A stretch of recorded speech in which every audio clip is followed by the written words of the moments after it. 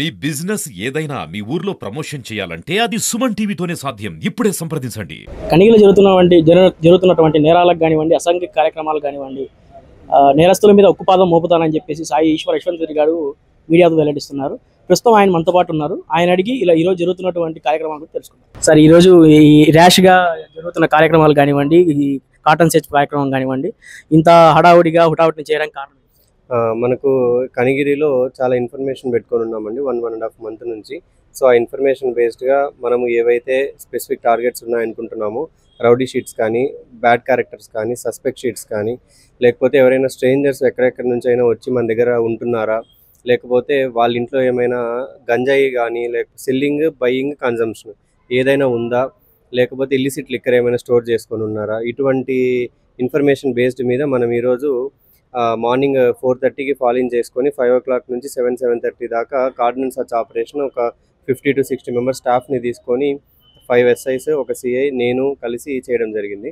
ఇందులో మనకు successful operation అని చెప్పొచ్చు. మంచి రిజల్ట్ వచ్చింది. అది వీటితో పాటుగా మనం licence and any other document లేని ఒక 30 వెహికల్స్ సీజ్ చేయడం జరిగింది. 2 ఆటోలు కూడా ఉన్నాయి అందులో. సో ఇవేమైనా థెఫ్ట్కి గురి కాబడిన వెహికల్సా, లేకపోతే వీళ్ళకి ఎక్కడి నుంచి వచ్చినాయి, ఇవన్నీ వెరిఫై చేసుకున్న తర్వాత మనము ప్రాపర్ డాక్యుమెంట్స్ ఉంటే వీటిని రిలీజ్ చేస్తాము. తర్వాత ఒక 1 week 10 daysలో గంజాయి మీద కూడా మంచి రిజల్ట్ చూపిస్తాము. చూస్తా ఉంటే సార్ గారు గంజాయి నేరస్తుల మీద డేగా కన్ను వేసినట్టు మనకు అనిపిస్తూ ఉంది. సార్, మీ స్పెషల్ టీం ఏమన్నా దీని మీద లాస్ట్ ఒక 1.5 month నుంచి ఒక టీంని ఫామ్ చేశామండి కనిగిరి లిమిట్స్లో. ఆ టీము మనకు 1.5 month నుంచి చాలా కష్టపడి వాళ్ళు చాలా ఇన్ఫర్మేషన్ గ్యాదరింగ్ చేశారు. ఇన్ఫర్మేషన్ జరుగుతూ ఉంది అని చెప్పేసి పబ్లిక్లోకి పోవడం కూడా జరిగింది. కాబట్టి నెంబర్ ఆఫ్ పర్సన్స్ ఎవరైతే అమ్ముతున్నారో చాలా తగ్గుముఖం పట్టింది ఆ నెంబర్ అనేది.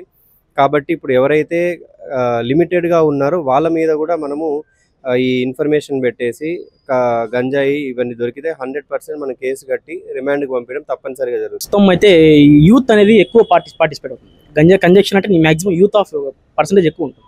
వాళ్ళ మీద మీరు పేరెంట్స్ చెప్పే విషయం కానివ్వండి, లేదంటే మీరు యూత్కి చెప్పే చిన్న మెసేజ్ ఏమన్నా?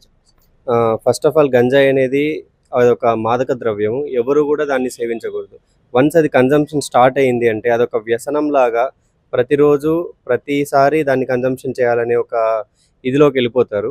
కాబట్టి పేరెంట్స్కి మా సైడ్ నుంచి రిక్వెస్ట్ ఏంటంటే, పిల్లలు ఏం చేస్తున్నారు, పిల్లలు ఏమైనా నైట్ టైం 10 తర్వాత లేకపోతే 11-12 ఆ టైంలోనే ఎక్కువ వీళ్ళు తాగడము, కొనడం చేస్తూ ఉంటారు. కాబట్టి ఆ టైంలో ఇంట్లో లేకుండా బయటికి పోతున్నారా, లేకపోతే వాళ్ళ పళ్ళు, వాళ్ళ దగ్గర ఉన్న స్మెల్ ఇవన్నీ చూస్తే తెలిసిపోతుంది వీళ్ళు ఏమైనా గంజాయి సేవిస్తున్నారా లేదా అని చెప్పేసి.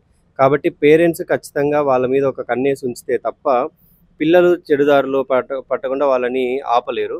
మనము పోలీస్ సైడ్ నుంచి చిన్న రిక్వెస్ట్ ఏంటంటే, మీడియాకి కానీ పబ్లిక్కి కానీ ఎవరికైనా మీ దగ్గర మీ లిమిట్స్లో లేకపోతే మీకు తెలిసి ఇంటి పరిసరాల ప్రాంతాల్లో ఎక్కడైనా గంజాయి కన్జంప్షన్ కానీ, బయింగ్ కానీ, సెల్లింగ్ కానీ ఏది జరిగినా సరే ఇమ్మీడియట్గా పోలీస్ వారికి తెలిపితే మేము 100% యాక్షన్ తీసుకుంటాము.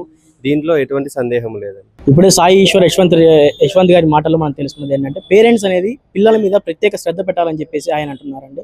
గంజాయి అనేది, మార్గద్రవ్యాలు అనేది ఊర్లోకి ఏ పట్టణమైనా కానివ్వండి, ఏ ఊరైనా కానివ్వండి, సునాయాసంగా ఊర్లోకి వస్తున్నాయి అని చెప్పేసి ఆయన మాటల్లో మనం వింటున్నాము. పిల్లల మీద శ్రద్ధ పెట్టాల్సిన బాధ్యత తల్లిదండ్రులదే అని చెప్పేసి ఆయన అన్నారు.